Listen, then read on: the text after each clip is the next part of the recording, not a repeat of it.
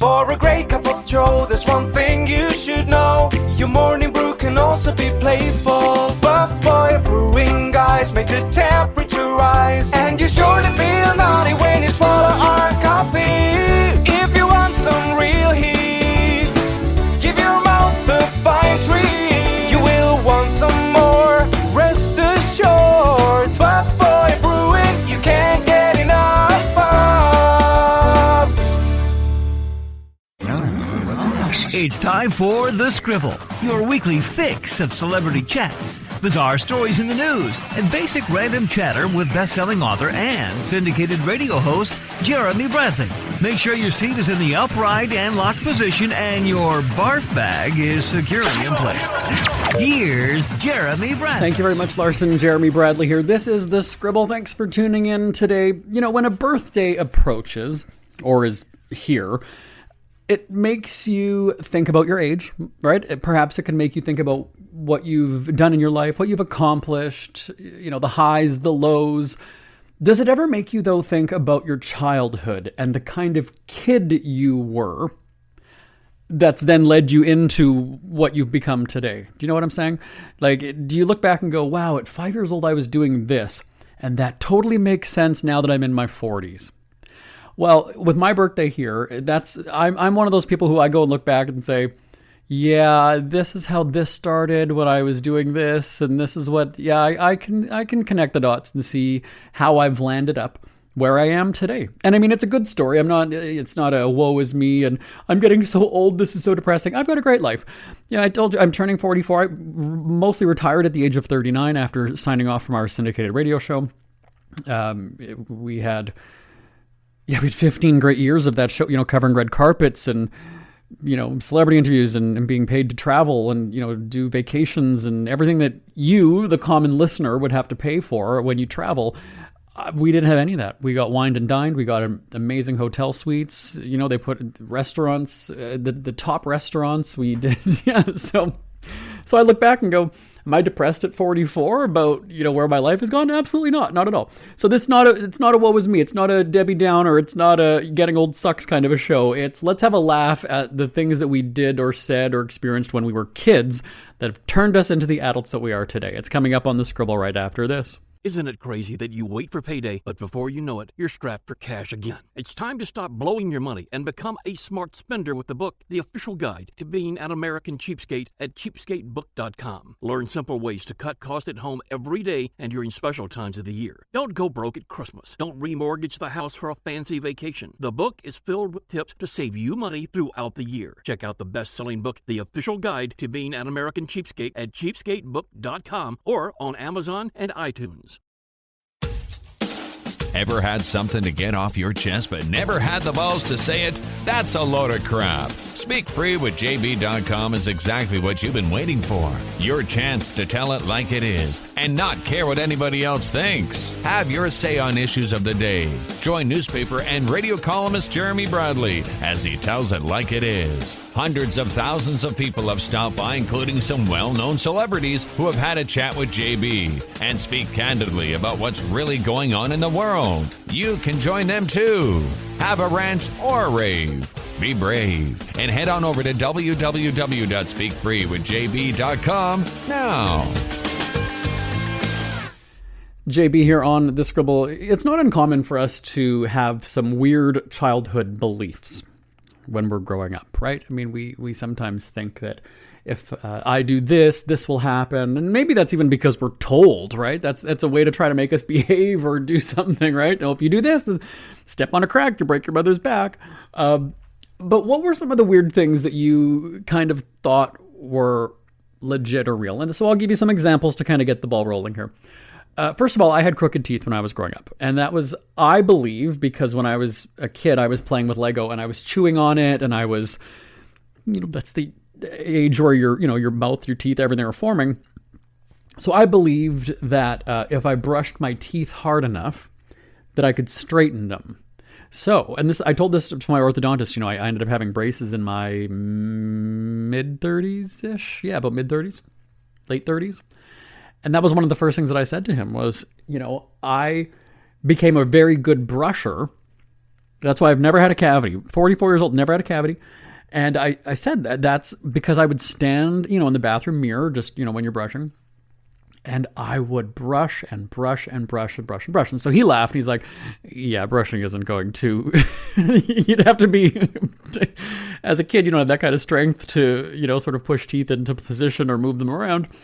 But he said, it's a good habit that you got into, right? Because you ended up being a very thorough brusher. And I said, well, there you go. So at least there's something good that came out of it. But yeah, I truly thought that if I brushed my teeth longer, right, and I spent a little bit more time on, this one that's crooked, I could gradually, over time, push it into place. Apparently, not so. So that was one thing. Another thing that I thought was when a family would be in the car. I've got two older brothers, my parents in the front seat. I, for some reason, thought that the traffic lights were controlled by people under the streets. Because again, when you're a kid, you don't realize, there's, computers or whatever it is, and it's timed, or it's got sensors that know when there's cars there, something like that. You don't know that kind of stuff. But that's just what I thought was, okay, well, there's just somebody there going, all right, there's enough cars here now at this red light. Now it's their turn to go. And then that light turns green, and then our car goes, right? So that was something else that I thought, was that there were people under the street that, were controlling the lights. I think also, too, a part of that was because I had one of those, what was it called? Fisher-Price little cityscape kind of things where it had like the street, had like little different businesses and you could put the people, and it had little corners where you would put either like a stop sign and there was one traffic light. And the top of that, you would turn it so that it would change colors depending on which direction, it was facing.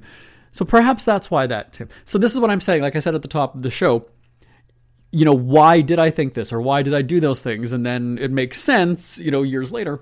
So I had a little traffic light thing that would turn, the top of it would turn, and then the lights would change color for each way. So if a human, right, as the kid, I'm the one turning it, and it's changing colors for the drivers on this pretend street. So maybe that's where that came from. The other one I thought was the weather was also controlled by the person on the news, because how would they know what it's going to be tomorrow? How do they know that it's going to rain? They are the one making it rain. So they're saying that it's going to be rainy and cold and dark and whatever. For the most part, generally they were right about those things back in the day. Forecasting, I don't know why it's been so off in recent years, but apparently technology has not caught up with forecasting weather. Right? Because meteorologists kind of get a bad rap of just getting it so wrong, and then you're kind of sitting there going, really? Now the technology is more advanced than ever, and they still get it wrong. So yes, I thought the meteorologist would, change the weather based on what they were thinking. Now the funny thing about this is, there was actually a discussion on the radio one day, and now the guy who was the meteorologist on one station, he was on TV, he hosted a radio show within the same company, he was on the radio, and so one morning, they wanted people to call in talking about childhood beliefs. Well, I was still a child at the time. So I called in and I'm talking to, the meteorologist, whatever it was. And I said, I thought the guy on the TV would control the weather. And so sure enough, all of a sudden I hear my call on, and I had one of those little tape decks at home. So I had the radio station playing and I hit record. And I listened to that over and over again because I thought, oh my God, I was just on the radio. And I remember him laughing, going, I think we'll have a cloudy day today. And so they were making fun of me, which I didn't get that at the time, or I didn't see it that way at the time. But then I was like, oh yeah, they were totally laughing at me as a kid. But I loved it because there I was on the radio. And so I always had an interest in radio growing up. So let's shift gears now in terms of, as I said, I was doing this and then it led to this, which turned into that, which then, again, I didn't realize it at the time, but when I was a kid growing up, first of all, I loved music. I was in musical theater. They're telling me to take a break already. Oh, do you know why? They're saying this is a long story and it's going to end up being too long and we're not going to get all the breaks in. So I'm going to take a break. There's a tease. Leave you on a cliffhanger. And I'll finish the story on this Scribble right after this. Who are the Kardashians feuding with now? What did that little thug Justin Bieber do this time? Who's getting hitched? And who's headed for Splitsville?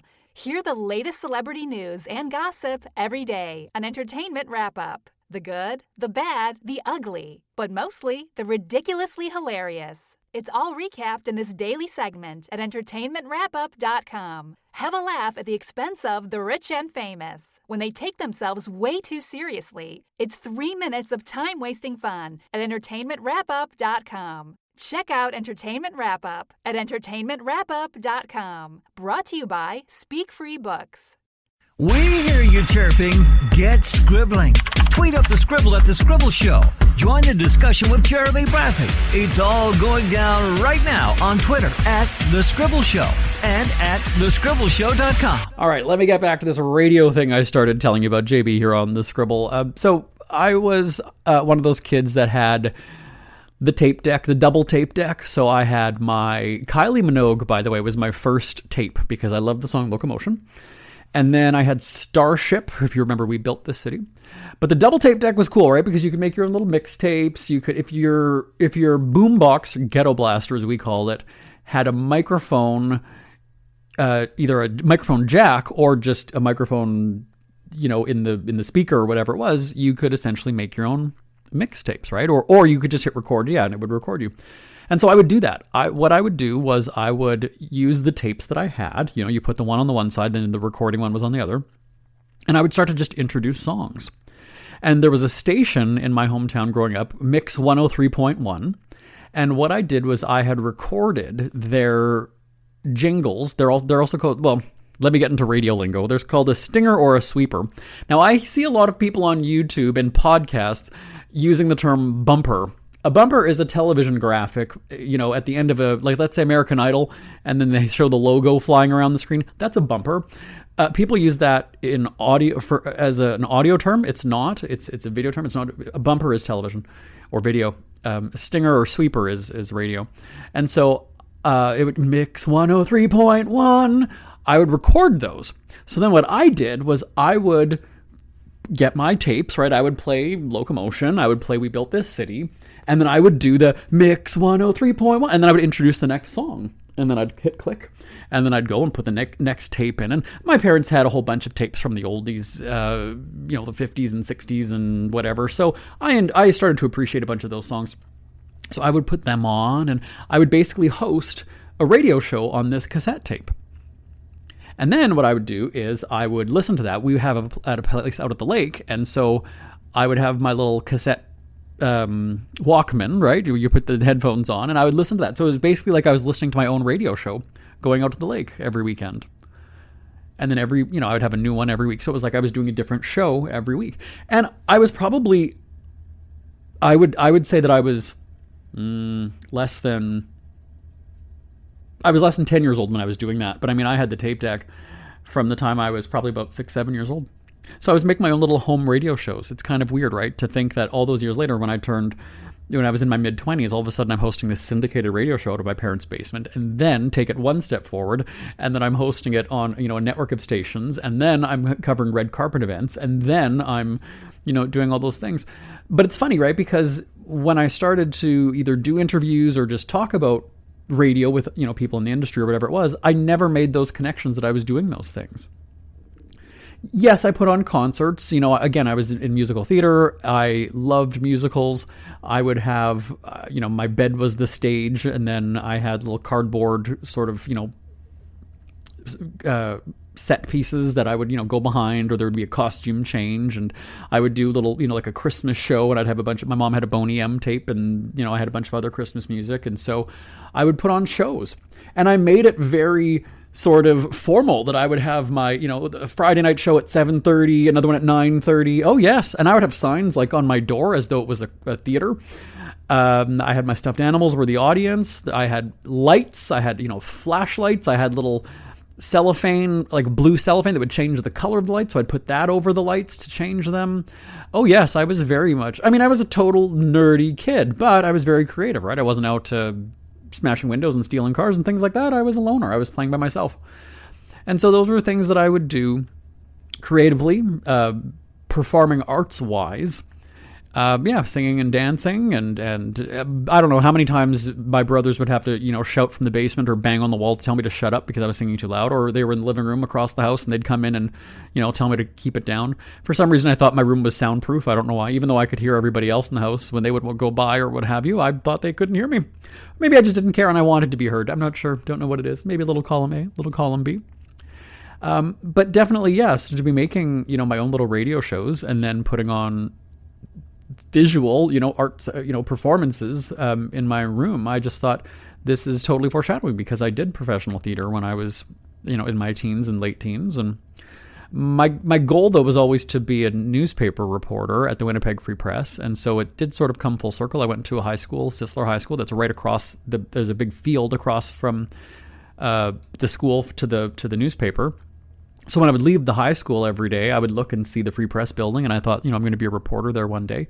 And sure as shit, I wrote a best-selling book, and then they wanted to do it as a video column, so I was a columnist at the paper. So I wasn't a daily beat reporter, but definitely, I loved the newspaper, flipping that. I knew every name of every reporter, every photographer. I would look for the photo credits. I would look for, the names of who wrote it.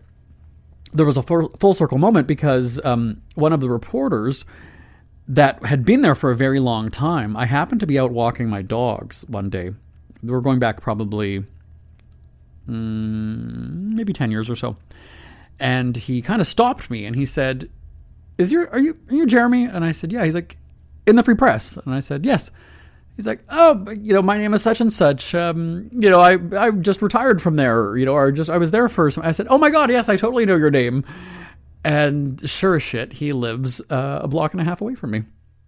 And so I thought, oh my God, now this is, it's come full circle. Now I've got a friend who used to work at the paper and we were talking about the old days. And so, to want to be a newspaper and then all of a sudden here I am a columnist 20 years later, was it 30 years later? No, it was about 20 years later.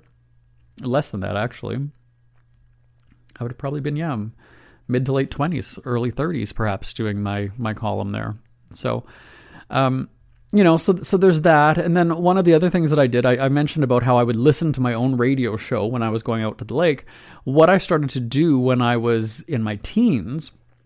Oh, by the way, I also used to have Lego and I would build TV sets. So I would reenact the Ricky Lake show. I was obsessed with Ricky Lake. I was obsessed with Montel Williams. I was obsessed with Jerry Springer. Coincidentally, all of them except Ricky had been on the radio with me. Montel was on with us. Jerry Springer was on a bunch of times. I don't even remember how many. And I would recreate. So I would build the set based on what theirs looked like. I would have the audience. I would have chairs. I would have little cameras. It was almost identical. And I would reenact the show. So basically, I would record their shows every day when I was at school, and I'd come home and my little 13-inch TV in my room, I would put on the VCR tape, and I would sit there. And when the guest came through the door, my guest would come through the door, and my guest would sit in the middle chair, and then their guest would sit in the middle chair, and then on Springer, if a chair was thrown, then the third chair was thrown, just like on TV, and I totally reenacted it. Again, kind of a weird thing to do, and I played with Lego until I was about 18, which I was sort of ashamed and embarrassed by. Because, when you're 18, we're going back to the year 2000 now, but, at that age, that's where you're going to parties and you're going to the bar and you're drinking and you're doing stuff like that and maybe doing sex stuff. It wasn't really, when you were turning 17, 18, it was more about kind of drinking and doing that stuff. Maybe the sex was coming around a little bit later. Now it's starting, in the early teens. But that was something that I was ashamed of. And I remember my uncle, because I had these big setups of Lego, and at one point it was on the coffee table in the living room, and then when we would have company over, I would obviously have to move it because people needed to use the table.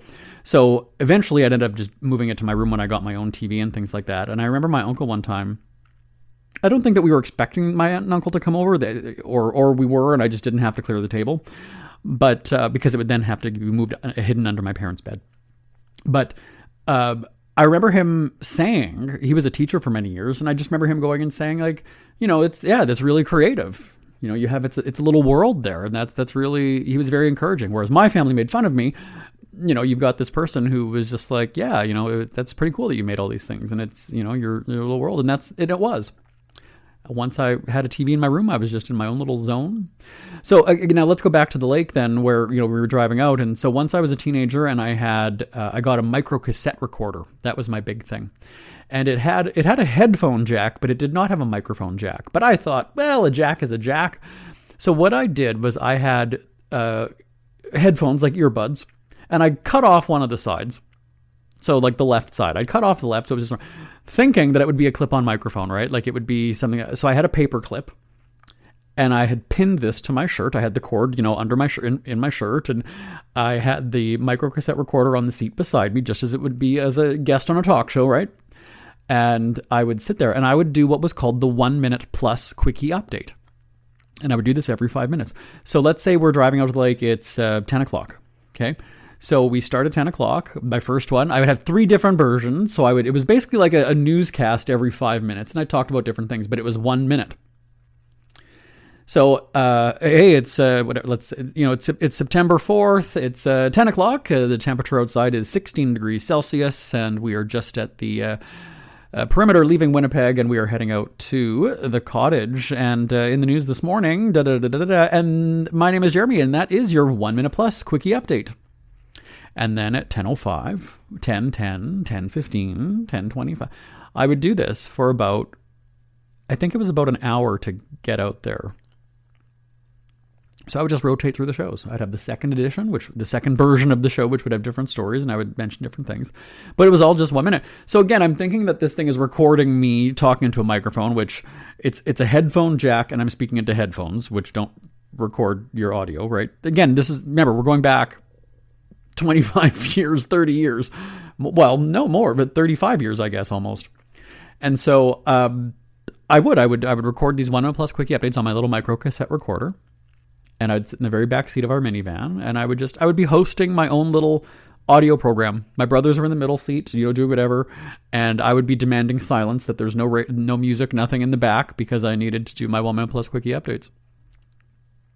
Weird kid, right? And then, like I said, fast forward, 20 some years later, I'm a syndicated radio host on, however many stations with 300,000 listeners and covering red carpets in Hollywood. It's just sort of weird the way, and it's not that I forgot that I did those things, but when you're in that moment of, oh my God, I'm a successful radio host, whatever, you're not looking back at the humiliating or embarrassing things that you did as a kid, right? Because when you're becoming successful and people are looking at you as like, oh my God, he's really accomplished, whatever, you're not going to go and say that you were playing with Lego when you were 18, right? But in hindsight, now in my 40s, I can look back at it and say, yeah, I did some pretty, they were bizarre things, but they were certainly creative and obviously stepping stones or building blocks into what I ended up becoming.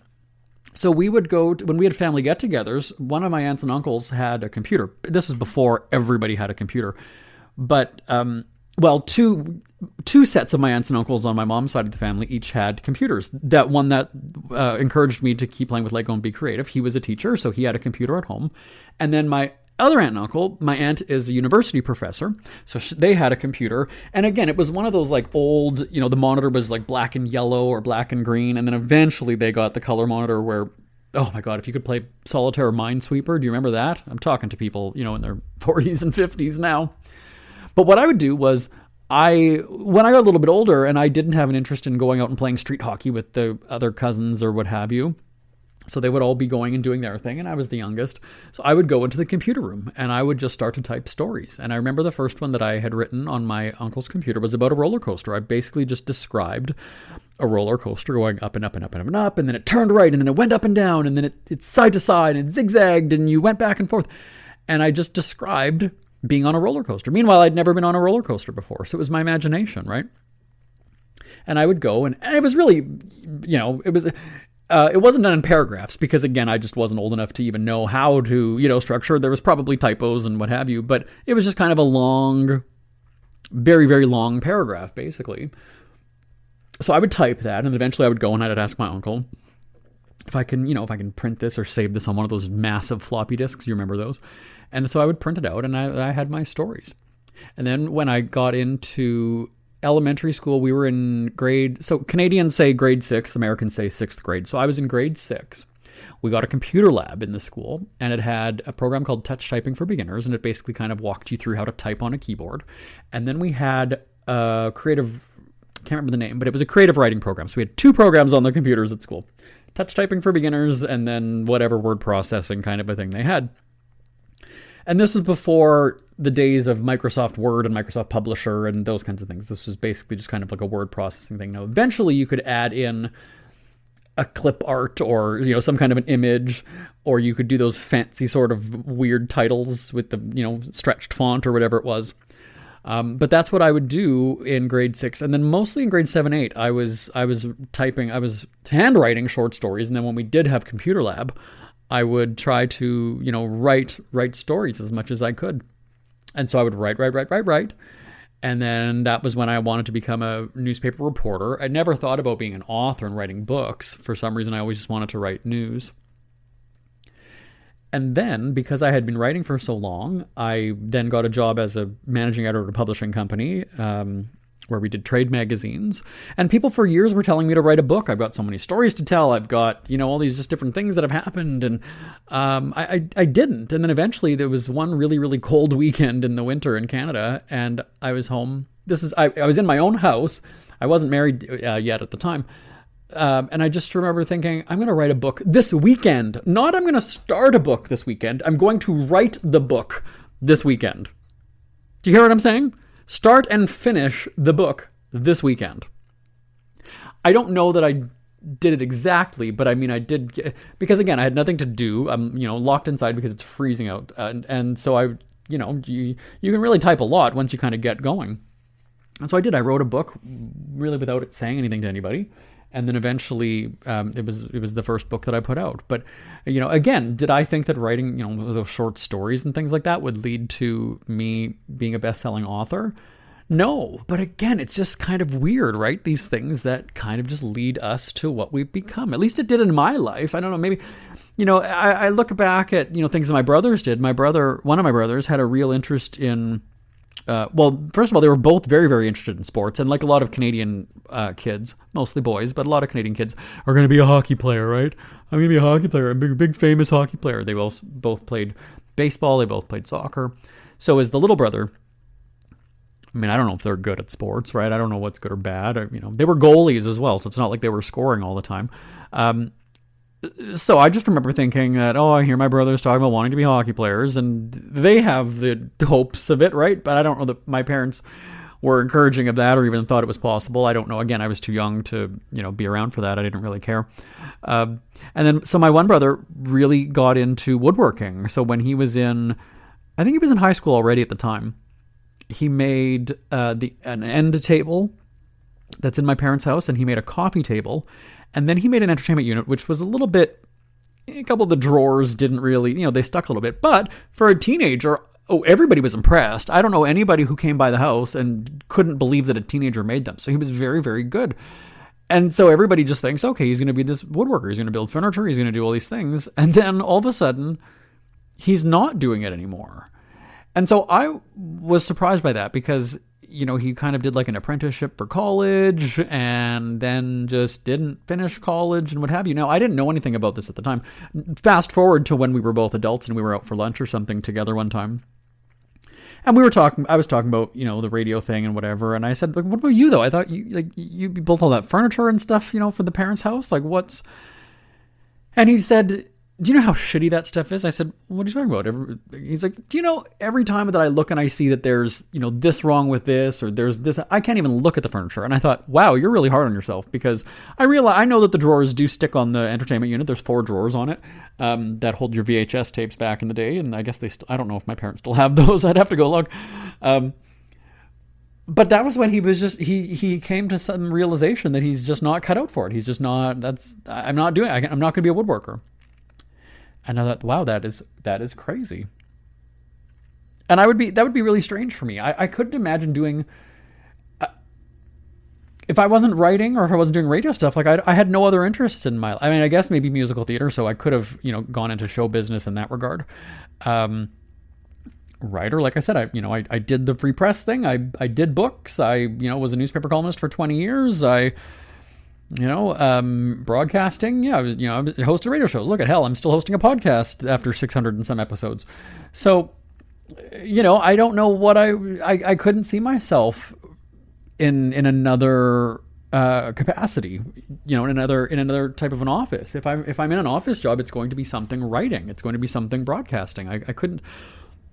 I'm terrible at numbers, so it's not like I'd ever do anything in accounting. I wouldn't be a paper pusher. I mean, I guess, I could do essentially a customer service job if answering phones or, doing something. Sales, I mean, I have great experience, selling ads and commercial time and selling my own products and, everything. But I mean, like I said, I'm retired. I don't have to do any of that stuff anymore, but I don't know what I would be doing. I couldn't see myself like selling appliances. I couldn't see myself selling furniture or electronics. I have no interest in that. I could do it. I'm saying, I could learn about the products and convince people to buy shit, but I mean, it wouldn't be fulfilling for me. So yeah, any job that I would have would be in this creative arts kind of a thing, right? Writing, broadcasting, producing in some manner. I don't know. When I was 17, I worked at Red Lobster. I've talked about that on the show. When I was 21, I worked at Party City as an assistant manager. So I did my retail thing. I did work in a restaurant. I don't know. I wouldn't see them as being lifelong careers is what I'm saying. There was a part of me actually just, when I retired or early on in I knew that I was making a lot of money so that I could slow down and not work as much when I was a little bit older. I just remember even saying like, I want to be a greeter at Walmart because it's just, looks fun. You just stand there and say hi to people and be friendly and, you kind of stand around and do nothing really. You just sort of welcome people, right? And you say goodbye to them and thanks for coming in. But I did. I said that around retirement. I thought, maybe I'll just take a part-time job somewhere just to kind of do something, right? Something like I've never done before. Something that's just very different. I haven't. But it's still a possibility. You have to remember, I kind of made those decisions and conclusions when I was single, and I thought, when I do retire, I'm going to be at home by myself. No, I've got a hot husband, and so, we spend a lot of time together. So I'm kind of like, screw the part-time job, whatever. But anyway, tell me if you had really any kind of hobbies or habits when you were a kid that sort of turned into what you ended up doing long term. And again, I even just did also really weird things. Like I remember pretending that I was either a dog or a hamster. We had a hamster. So what I would do was there was this candy called Tartan Tinies when I was growing up. So I would have this little plastic bowl. I would dump the box of candy in it. I would have another little bowl of water. And I made a little corner in our living room. So it was kind of like a cage. When you'd go to the pet store and you'd see the guinea pigs or whatever in a cage. You could pick them up like those kinds of cages. I would go and I would just have, put a pillow or something. And then I would have, or a blanket. And I would, eat the candy out of the bowl with my face. And I would just pretend to be a guinea pig or a hamster or a gerbil or whatever in the corner of the living room. I would just do that. And then I was very big into signage. I was very big into signs. I loved the stationery store. My mom, I ended up getting one of those, you would call them like a menu board where it's got the little letters that you put in. Right? You'd have like hamburger $3.95 or whatever it was. I had one of those as a kid. So probably, again, maybe 10 years old, 11 years old. I have those little, it's black and it's got the white letters that you put in, you can slide along and you can move. Yeah, I had actual signage when I was a kid.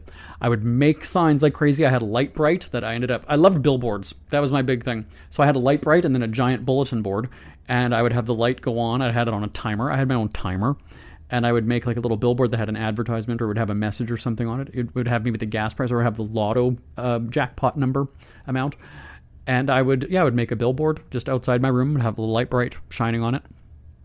I had put bus stops around the house. I was obsessed with buses. Actually, I did want to be a bus driver too when I was very, very young. Loved taking the bus downtown.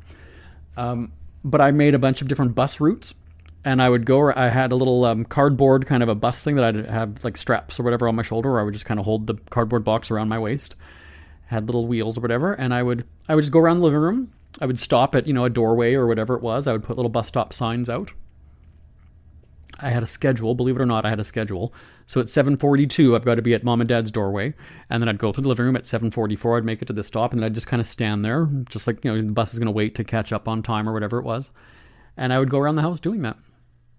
And I would have a different route at a different time. So then I would switch the sign that was on the front, and it was the number 7 bus all of a sudden, and now it's going the other direction or whatever it was. And then I would make a little restaurant. So again, in the corner of the living room, I would have a little menu board, and I had a calculator. I had to have a calculator that printed out the paper. It couldn't just be like a little desk calculator. It had to print out like it was receipts. Again, I'm a kid, and I needed to have a digital calculator that plugged in and printed, on the tape, on the paper. I'm not even a teenager at this time, really. I'm totally serious. But I would do that, okay? So I'd make the burger combo, and I designed a little menu, and I would do that. And then when I was, when we'd go to the movie theaters to watch, whatever movies were on when we were kids, you would get a little magazine, and it basically had the different ads for movies and stories and whatever. And so a full page would have maybe like the poster of a movie. So let's say Home Alone or Dumb and Dumber or whatever was out at that time. It was a full page, right? It was the movie poster basically, but in a magazine form. So what I would do is I would rip those out, and I made my own little movie rental store in my bedroom. So I would pin those to the wall. So I would pretend that, somebody was coming in for Home Alone. Okay, you wanted to rent Home Alone? So I would take the little thing, and then I would pretend that somebody was renting Home Alone. So I had my own little video rental store. And then in the corner of the living room, again, I would make my own little burger restaurant or whatever it was, and I would have the calculator going, and I would, I would be the cashier. Oh, I had how many cash registers as a toy when I was growing up? My God, that seemed to be almost on every Christmas list. There was one cash register that had like a little scanner thing that it would beep. So it had the little kind of X with the lasers, right? And then it would you would move the groceries over top, and it would beep. So I loved cash registers. I was totally obsessed with money in the sense of organizing it in a cash register drawer. When my great-grandma died out in the country she lived, and we had an estate sale, I was the one who was sitting at the little table. I had the calculator out. I had the cash box. I was calculating everybody's change. Yeah, it's really kind of weird when so you'd think that, oh, he's going to be a business owner when he gets older. Well, sure, shit, wouldn't you know? I own 2 e-commerce stores with my husband. And so again, all these kind of like weird, and this isn't even a stretch of me going, well, this could have been this. No, I totally did all this stuff. I really, really did. So again, we're hearing from you live, live@jbonair.com. Were you doing things like that you now go and say, oh my God, 30 years later, 40 years later, here's where I am. This is why. So as I said at the top of the show, this isn't a gloom and doom. Oh my God, I'm getting old or whatever. I'm sitting here going, all those things really did, add up to the, successful person that I became professionally, So I want to hear from you. Live, live@jbonair.com. We are out of time once again. My name is Jeremy Bradley. This is The Scribble. Thank you so much for tuning in. I will talk to you same time, same place next week. Bye-bye for now. Want more Scribble? Check out thescribbleshow.com for past shows, celebrity interviews, cheapskate tips, and more. That's at thescribbleshow.com and on Twitter @thescribbleshow. The Scribble is a speak-free media presentation.